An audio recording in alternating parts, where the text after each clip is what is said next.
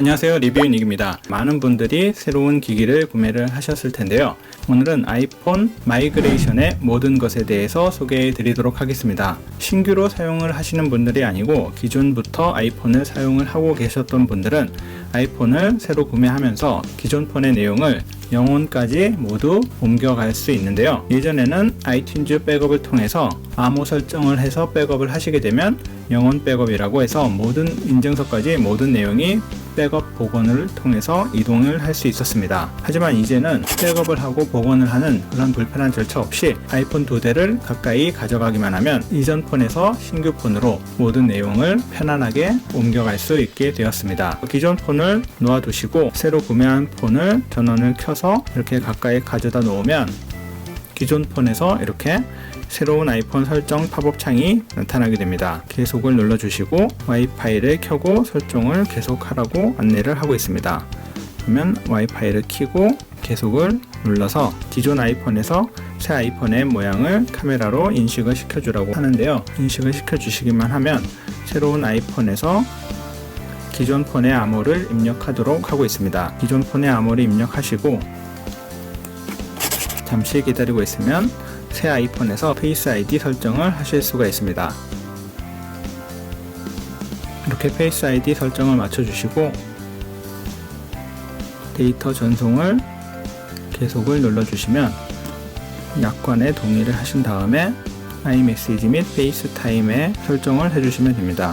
그리고 위치 서비스 활성화를 해주시면 되고, 그리고 사용 중인 애플워치가 있다면 이 애플워치의 설정까지도 모두 한 번에 옮겨갈 수가 있습니다. 그래서 애플워치도 함께 옮겨가시길 원하실 때에는 계속을 눌러주시면 되겠습니다.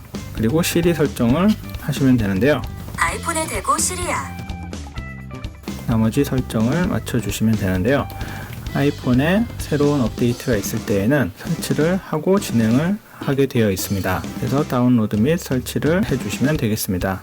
네, 소프트웨어 업데이트가 완료가 되었고요. 이제 다시 연결이 되면서 전송을 하게 됩니다. 네, 이제 이렇게 데이터를 전송을 하고 있는 상태가 되고요. 저는 지금 256기가를 사용을 하고 있는데 보통 한 3시간에서 4시간 정도의 시간이 걸렸습니다. 실제 데이터 자체가 한 250기가 정도가 이동을 해야 되기 때문에 3시간에서 4시간 정도를 이런 상태로 놔두시면 되겠습니다. 이제 전송이 완료가 되었고요.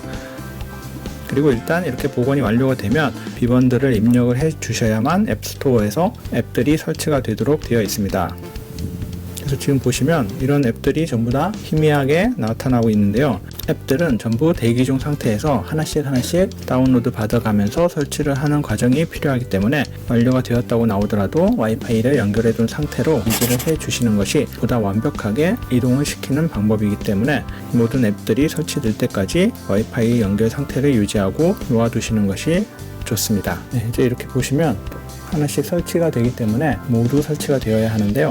저 같은 경우에는 앱들이 수백 개가 있기 때문에 꽤 많은 시간이 필요하지만 몇십 개 정도의 앱을 설치하신 분들이라면 금방 모든 설치가 완료가 될 것입니다. 이 과정을 무시를 하시고 와이파이를 끊고 바로 사용을 하려고 나가신다든지 이런 상황이 돼버리면 와이파이가 연결이 되거나 하면 자동으로 또 앱들이 설치가 되긴 하는데, 그렇게 되었을 때는 저는 좀 불안정한 상황을 겪어서 언젠가는 설치가 완료가 될 수 있겠지만 잘 설치가 안 되고 멈춰 있는 그런 상태가 유지되는 경험을 해본 적이 있어서 모든 앱들이 완료가 될 때까지 놔두는 것이 가장 좋은 방법이었었던 것 같습니다. 네, 그러면 이제 모든 앱들이 이렇게 똑같이 설치가 된 것을 확인을 하실 수가 있고요. 잘못된 부분이 있는지 모두 이렇게 확인을 해 보시면 되겠습니다. 그래서 사진 같은 경우에도 비교를 해 보시면서 사진 개수와 비디오 개수, 전체 사진 목록을 한번 비교를 해 보시고 이상이 없는지 모두 확인을 해 보시고요. 메시지 같은 경우에도 최근 메시지까지 동일하게 다 이동이 되었는지 한 번 더 확인을 해 보시면 좋을 것 같습니다. 그 다음에 이제 구 아이폰에서 유심 칩을 분리를 해서 새 아이폰으로 꼽아 주시면 되는데요. 요즘은 카카오톡을 많이 사용을 하시는데 카카오톡은 기기 인증을 해야만 하는 앱이기 때문에 한번 실행을 해 보시고 정상적으로 실행이 되는지 한번 먼저 확인을 해 보시는 것이 좋은데요. 현재 베타 서비스로 운영을 하고 있는 톡서랍이라는 것을 통해 백업을 하실 수 있습니다. 톡서랍이 가입이 안 돼 있으신 분들은 먼저 구 아이폰에서 가입을 해 놓으신 상태에서 이렇게 이전을 하시면 보다 완벽하게 카카오톡도 옮겨올 수가 있으니까 톡서랍을 먼저 사용해서 백업을 먼저 진행을 해 놓고 이전을 하시는 것이 좋습니다. 그러면 이제 유심칩을 분리해서 새 아이폰에 꼽아 주시면 되겠습니다. 네, 이제 유심칩을 장착을 해주시고 한번 재부팅을 해주시면 되겠습니다. 네, 그리고 이제 아이폰을 사용을 하시면 되는데요. 이 상태에서는 푸시 알림 등이 안 오는 앱들이 있고 은행 앱이라든지 페이스 아이디 인증이라든지 이런 부분들은 모두 새로 설정을 해 주셔야만 합니다. 그래서 유튜브 같은 경우에도 로그인이 풀려 있기 때문에 새로 로그인을 다 해 주셔야만 하고요. 특히 네이버 카페 앱이라든지 밴드 이런 앱들은 전부 한 번씩 실행을 해 주시고 푸시 알림이 오는지 확인을 해 주셔야만 합니다. 한 번씩 실행을 해 주신 다음에도 푸시 알림이 오지 않는 앱들은 삭제하고 재설치를 하는 등의 작업을 해야만 푸시 알림을 받으실 수가 있는 앱들이 있습니다. 특히 주로 사용하시는 앱들은 꼭 한 번씩 실행을 해서 인증이 되었는지 로그인 상태라든지 푸시 알림 확인 등을 꼭 해주셔야만 정상적으로 사용을 하실 수 있습니다. 그래서 카카오톡 같은 경우에도 정상적으로 모두 사용이 가능한지 꼭 확인을 해 주시고요. 네, 이렇게 라인 메신저 같은 경우에도 다 본인 확인 과정을 새로 거치셔야만 사용을 하실 수가 있습니다. 텔레그램도 전부 확인을 다 해 주셔야만 합니다. 그리고 전체적인 앱들은 모두 자동적으로 설치가 되는데 만약에 테스트 플라이트를 통한 베타 버전들을 설치를 하셔서 사용을 하셨던 분들은 자동적으로 설치가 되지가 않습니다. 그래서 테스트 플라이트 앱들은 모두 테스트 플라이트 앱을 실행을 해서 다시 이렇게 설치를 해주시면 되겠는데요. 설치만 해주시게 되면 설치되어 있던 폴더 위치까지 그대로 기억을 하고 그 위치에 그대로 설치가 되기 때문에 그냥 테스트 플라이트 앱에서 설치만 눌러주시면 모두 똑같이 설치가 완료가 되는 것을 보실 수가 있습니다.